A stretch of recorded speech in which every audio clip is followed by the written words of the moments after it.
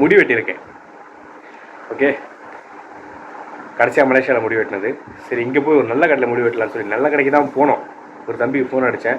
உடனே இது போல் என்னது வந்துட்டிங்களா, 2 வாரம் ஆகுதுடா அப்படின்னா. 2 வாரம் ஆகுதா, எவ்வளோ சந்தோஷமாக இருக்கும் உங்கள் வாய்ஸை கேட்கவே அப்படின்னு சொல்லிட்டு உடனே கிளம்பி வந்துட்டான். லோக்கலில் தான் இருந்திருக்கான், பூங்கா நகரில். உடனே ஃப்ரெண்ட் ரூமில் இருந்திருப்பான் போல, டக்குன்னு வந்துட்டான்.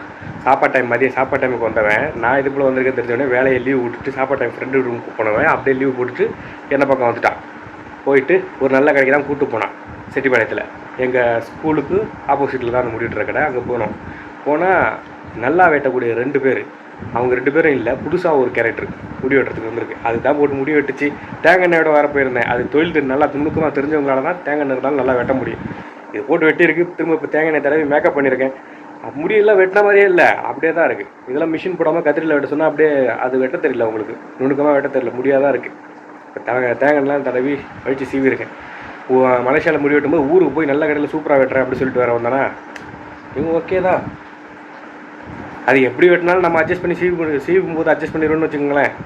ஓகே, எப்படி இருக்குது முடி வெட்டினது கமெண்ட் பண்ணுங்கள். முடி வெட்டினது எப்படி இருக்குன்னு. ஓகே, இன்றைக்கி சீக்கிரமாகவே நான் வந்துட்டு வீடியோ எடுக்கிறேன். இப்போ மணி 3:15. ஏன்னா 3 மணிக்கு சீமான் மாநாடு. ஓகே, அதை நான் வந்துட்டு லைவ் பார்க்கணும்.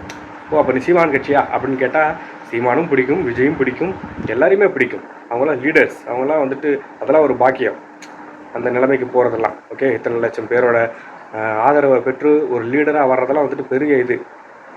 அதெல்லாம் வந்துட்டு ஒரு ஆசீர்வாதம் தான். அந்தளவுக்கு சேவை செய்யணும்னு சொல்லி போகிறது விஜய் சார், சீமான் சார், இவங்களாம் வந்துட்டு ரொம்ப எனக்கெல்லாம் ரொம்ப பிடிக்கும் அவங்க 2 பேருமே.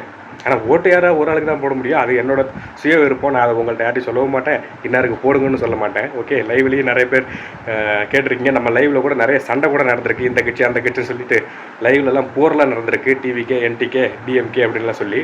ஓகே, நான் இந்த கட்சி தான் சொல்லி ஆதரித்து சொல்கிறது வந்துட்டு அவ்வளோ நல்லா இருக்காது. என்னோடய நெருங்கிய நண்பர்கள் சப்ஸ்கிரைபர்ஸுமே வேறு கட்சியை சார்ந்தவங்களாக இருக்கீங்க. அதனால் உங்களுக்கு வந்துட்டு ஐயோ அண்ணன் இல்லையா அப்படி சொல்லி சின்ன பசங்க தானே அது கூட தோன்றதுக்கு வாய்ப்பு இருக்குது. அதனால் நான் சொல்ல மாட்டேன் யார் ஓட்டு போடுவேன், எனக்கு என்ன பிடிக்கும் அப்படிலாம் நான் சொல்கிறது வந்துட்டு நல்லா இருக்காது. அதனால் அவாய்ட் பண்ணுறேன். ஓகே, இப்போது சீமான் மாநாடு அவங்க எப்படி பேசுகிறாங்க, அவ்வளோ மக்களை வந்துட்டு கூட்டி அவர் எப்படி பேசுகிறாரு. பிறக்கும்போதே இப்படிலாம் பேசக்கூடிய ஒரு தன்மையில் பிறக்கக்கூடியவங்க கிடையாது. அதெல்லாம் காலப்போக்கில் கற்றுக்கிட்டு அந்த மெச்சூரிட்டியை எடுத்துக்கிட்டவங்க தான். அதனால் இந்த மாநாடு ஸ்பீச் இதெல்லாம் நான் கேட்பேன் விரும்பி.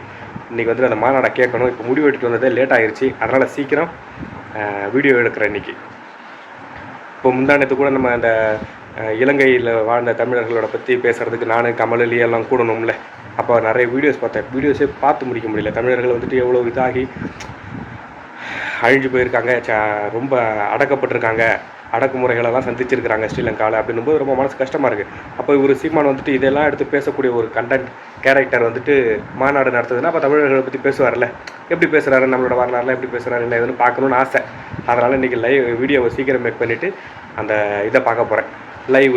அதுக்கப்புறம் அதை பார்த்து முடிச்சதுக்கப்புறம் ஈவினிங் எப்பவும் போல் 6 மணிக்கு லைவை போட்டுட்டு சாப்பிட்டுட்டு தூங்கிடுவேன். இதுதான் இந்த நாளுக்கு உண்டான ப்ரோக்ராம். இன்றைக்கி முடி வெட்டினது தான் ப்ரோக்ராமு. அப்புறம் சீமான் மாநாடு பார்க்கணும். அதை லைவில் வந்து சொல்கிறேன் என்ன செய்யுதுன்னு மீதியை. ஓகே, இந்த நாள் முடிஞ்சிச்சு, வீடியோவில் முடிஞ்சிச்சு. மீதி சுவிட்சை பொழுது மாநாடு பார்த்துட்டு லைவ் போட்டுட்டு சாப்பிட்டுட்டு தூங்குறது தான் மீதி ப்ரோக்ராம். வேறு எதுவுமே ப்ரோக்ராம் இல்லை. அதனால் வீடியோவை எப்போயும் முடிக்கலாம், காலையிலையும் முடிக்கலாம், நைட்டும் முடிக்கலாம். எப்போ முடித்தாலும் ப்ரோக்ராம் இது தான். ஓகே, எல்லோரும் பார்த்து பத்திரமா இருங்க. எல்லாத்துக்கும் மேலே இந்த நாள் நான் குடி இல்லாத ஒரு நாளாக நான் கடந்திருக்கிறேன். என்னோடய கண்டென்ட்டு, என்னுடைய எய்மு, இந்த நாளுக்கு உண்டான இந்த வீடியோ, இந்த நாளுக்கு உண்டான ப்ரோக்ராமு, எல்லாத்தோட இலக்கு என்ன, ஒரு நாள் குடிபோதை இல்லாத நாளாக வாழணும். இந்த நாள் நான் வாழ்ந்து முடிச்சிருவேன். ஓகே, எனக்கு நம்பிக்கை இருக்குது. ஓகே, இந்த நாள் முடிஞ்சிச்சு. என்ன மாதிரி இருக்கும்னு நீங்கள் எக்காரணத்தை கொண்டும் எந்த ஒரு போதை பழக்க வழக்கங்களுக்கு அடிமையாடாதீங்க. மீளணும் அப்படின்னா ரொம்ப கஷ்டப்படுவீங்க. எல்லோரும் பார்த்து பத்திரமா இருங்க. ஓகே, முடி வெட்டினது எப்படி இருக்குன்னு சொல்லி கமெண்ட் பண்ணுங்கள். மாநாடுக்கு நீங்களாம் வெயிட் பண்ணி இருந்தீங்கன்னாலும் கமெண்ட் பண்ணுங்கள். இந்த வீடியோவை நீங்கள் பார்க்கும்போது மாநாடெல்லாம் முடிஞ்சிருக்கும். உங்களுக்கு மாநாடை பற்றி ஏதாவது கருத்து இருந்தால் சொல்லுங்கள். ஓகே, கமெண்ட் பண்ணுங்கள் இந்த வீடியோ எப்படி இருக்குன்னு. தொடர்ந்து பாருங்கள், அப்போ தான் நான் என்ன பேசுகிறேன்னு உங்களுக்கு புரியும். எல்லோரும் பார்த்து பத்திரமா இருங்க. தொடர்ந்து பாருங்கள்.